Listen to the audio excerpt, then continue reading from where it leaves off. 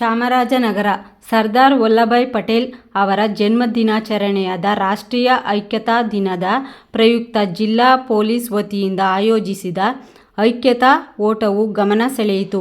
ನಗರದ ಸರ್ಕಾರಿ ಪೇಟೆ ಪ್ರೈಮರಿ ಶಾಲಾವರಣದಲ್ಲಿ ಚಾಲನೆಗೊಂಡ ಐಕ್ಯತಾ ಓಟವು ಭುವನೇಶ್ವರಿ ವೃತ್ತ, ಬೀರಾಚಯ್ಯ ಜೋಡಿ ರಸ್ತೆ ಮೂಲಕ ಜಿಲ್ಲಾ ಪೊಲೀಸ್ ವರಿಷ್ಠಾಧಿಕಾರಿಗಳ ಕಚೇರಿ ಮುಂಭಾಗಕ್ಕೆ ತೆರಳಿ ಮುಕ್ತಾಯವಾಯಿತು.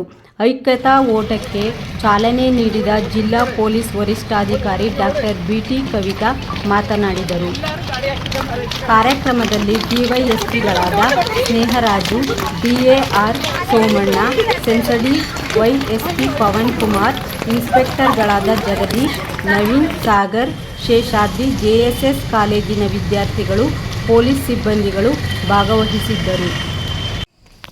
ರಾಷ್ಟ್ರೀಯ ಐಕ್ಯತಾ ಓಟವನ್ನು ಆಯೋಜಿಸಿದ್ದಾರೆ. ಇದು ಇಡೀ ದೇಶದಾದ್ಯಂತ ಎಲ್ಲರೂ ಕೂಡ ಬರೀ ಗೌರ್ಮೆಂಟ್ ಅಫಿಷಿಯಲ್ಸು ಅಷ್ಟೇ ಅಲ್ಲ, ಸಾರ್ವಜನಿಕರು ಕೂಡ ಈ ಓಟದಲ್ಲಿ ಭಾಗವಹಿಸಿ ಬೇರೆ ಬೇರೆಯವರು ಕೂಡ ಆರ್ಗನೈಸ್ ಮಾಡಿದ್ದಾರೆ. ರನ್ ಫಾರ್ ಯುನಿಟಿ ಅಂತ. ಸರ್ದಾರ್ ವಲ್ಲಭಭಾಯ್ ಪಟೇಲ್ ಅವರು ಸ್ವಾತಂತ್ರ್ಯ ಬಂದ ನಂತರ ಬೇರೆ ಅಂದರೆ ಪೂರ್ತಿ ಇಡೀ ಇಂಡಿಯಾ ಒಂದೇ ಆಗಿರಲಿಲ್ಲ, ಬೇರೆ ಬೇರೆ ರಾಜರ ಆಳ್ವಿಕೆಯಲ್ಲೆಲ್ಲ ಇತ್ತು. ಅವರು ಇಂಡಿಯಾದ ಒಕ್ಕೂಟವನ್ನು ಸೇರೋದಕ್ಕೆ ಒಪ್ತಾ ಇರಲಿಲ್ಲ.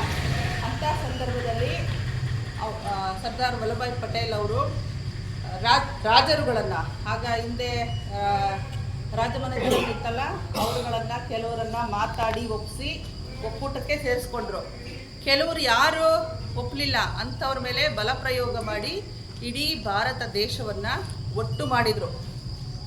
ಆ ರೀತಿ ಈಗ ಇರ್ತಕ್ಕಂಥ ಭಾರತ ದೇಶ ಪೂರ್ಣ ಪ್ರಮಾಣದಲ್ಲಿ ಒಂದು ಐಕ್ಯ ರಾಷ್ಟ್ರವಾಗಿ ಇರಲಿಕ್ಕೆ ಕಾರಣಕರ್ತರಾಗಿರ್ತಕ್ಕಂಥ ಸರ್ದಾರ್ ವಲ್ಲಭಭಾಯ್ ಪಟೇಲ್ ಅವರ ಈ ರಾಷ್ಟ್ರೀಯ ಐಕ್ಯತೆಯನ್ನು ನಾವೆಲ್ಲ ಕೂಡ ಹಾಗೇ ಐಕ್ಯವಾಗೇ ಇರಬೇಕು, ಅಂದರೆ ಒಂದೇ ಭಾರತ ಅನ್ನೋ ರೀತಿಯಲ್ಲೇ ಇರಬೇಕು, ನಮ್ಮಲ್ಲಿ ಯುನಿಟಿ ಬರಬೇಕು, ಒಗ್ಗಟ್ಟಿರಬೇಕು ಅನ್ನೋ ಉದ್ದೇಶಕ್ಕೋಸ್ಕರ ಈ ದಿನ ನಾವು ರಾಷ್ಟ್ರೀಯ ಐಕ್ಯತಾ ಓಟವನ್ನು ಓಡಿದ್ದೀವಿ. ಇದು ಏನೀಗ ಪ್ರತಿಜ್ಞೆ ಮಾಡಿದ್ದೀರಲ್ಲ, ಆ ಪ್ರತಿಜ್ಞೆಯನ್ನು ನೀವು ಫಾಲೋ ಮಾಡಬೇಕು.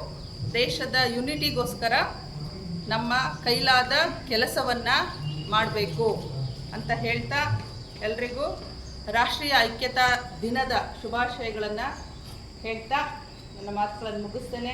ಮತ್ತು ಎಲ್ಲರಿಗೂ ಕೂಡ ಧನ್ಯವಾದಗಳನ್ನು ಹೇಳ್ತಾ, thank you so much for participating.